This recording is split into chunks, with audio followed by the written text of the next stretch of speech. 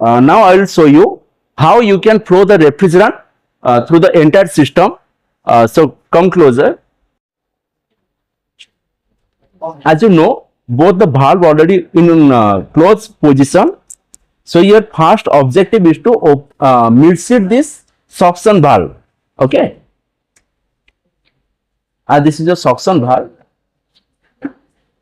And as you know, anti-clockwise manner rotation of this valve means your valve will open